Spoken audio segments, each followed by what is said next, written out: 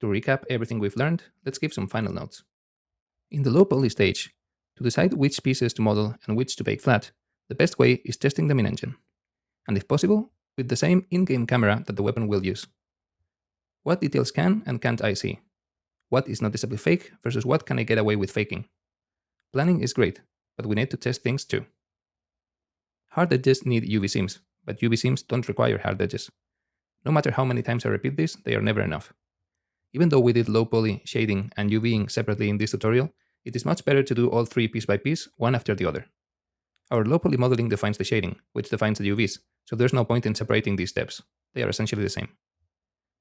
In the baking stage, always make a test bake first, and check the result of every single piece of your weapon very closely. Be thorough. Watch every angle, isolate parts, and import an exploded model to see everything more clearly. Look out for bad shading or pinching, faceting, seams on the edges, gradients in your mesh or your normal maps. The whole point of a test bake is to save you hours of work, so take your time and observe. The more time you spend looking, the less you'll spend repeating bakes. LODs can be an afterthought for many people, and they don't even make an appearance in many courses and tutorials. But in my humble opinion, well-planned and executed mesh optimization that doesn't look like garbage is the mark of a true game art professional. Excel at them, and technical artists will love you for it.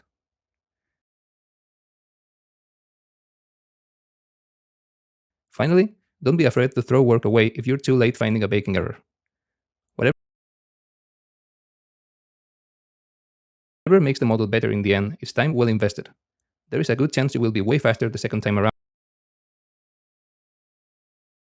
and learn a valuable lesson for the next time. You will not make the same mistake again. Thanks a lot for watching this final tutorial of the series. It's been a great ride going through almost the whole weapon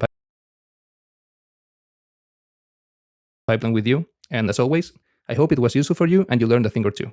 Good luck and farewell.